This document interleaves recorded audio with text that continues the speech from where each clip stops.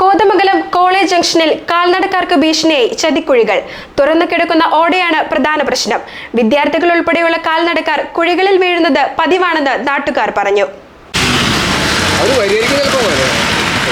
പിന്നെ അവരായിട്ട് നമ്മൾ കോണ്ടാക്ട് ചെയ്യില്ല.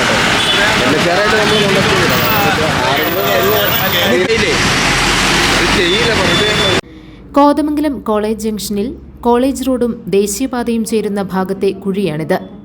ടാറിങ്ങിനോട് ചേർന്ന് ഓടയുടെ സ്ലാബ് തകർന്നാണ് കുഴി രൂപപ്പെട്ടത്. ഏറെക്കാലമായി ഈ കുഴി ഇവിടെയുണ്ട്.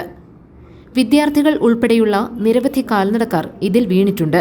ഞങ്ങളിത് സ്ഥിരം ഇവിടെ വീഴുന്ന പിള്ളേർ കോളേജ് സ്റ്റുഡൻസ് വീഴുന്നത് കണ്ടിട്ട് ഞങ്ങൾ ഒരേ തുണിയും പൊടിയും ഒരേ കമ്പും എടുത്ത് വച്ച് മൂട്ടി വയ്ക്കുകയാണ്. ഇത് തന്നെയാണ് ഡെയിലി ഒരേ മക്കളെങ്കിലും ഇവിടെ വീഴുന്നുണ്ട്.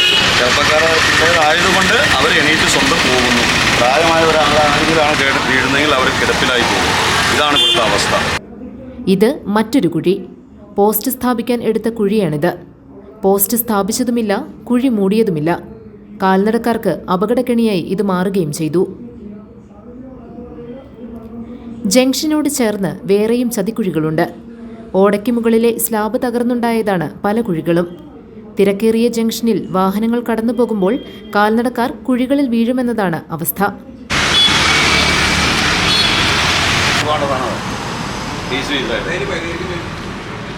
എത്രയും പെട്ടെന്ന് പരിഹാരം ഉണ്ടാവണമെന്ന്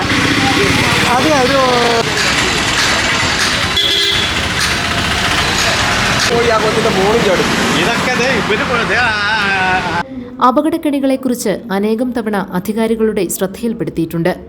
എന്നാൽ പരിഹാര നടപടികൾ ഉണ്ടാകുന്നില്ലെന്നാണ് പൊതുജനങ്ങളും വ്യാപാരികളും പറയുന്നത്. ദിവസത്തിൽ 2 പേരല്ലെങ്കിൽ 3 പേരെങ്കിലും ഈ ഓടയിൽ ചാടുന്നുണ്ട്. പിള്ളേരായതുകൊണ്ടും ചെറുപ്പക്കാരായതുകൊണ്ടും അവരുടെ കൂസലില്ല. നനഞ്ഞ മുങ്ങി അങ്ങ് കയറി പോകും. ഇത്രയുള്ള അവസ്ഥയുണ്ട്. ഹൈവേയുടെ പണി വരുമ്പോൾ മാറ്റുമെന്ന് പറയുന്നു. PWDയുടെ പണി വരുമ്പോൾ PWD മാറ്റുമെന്ന് പറയണു. NH അവർ മാറ്റുമെന്ന് പറയണമെന്നല്ലാതെ ഇത്ര വർഷത്തിനുള്ള ഒരു മാറ്റവും കണ്ടിട്ടില്ല. ഇവിടെ ചാടുക, വെള്ളം കയറുക ഉള്ള അവസ്ഥ ഇതേ ഉള്ളൂ. News desk GTV news.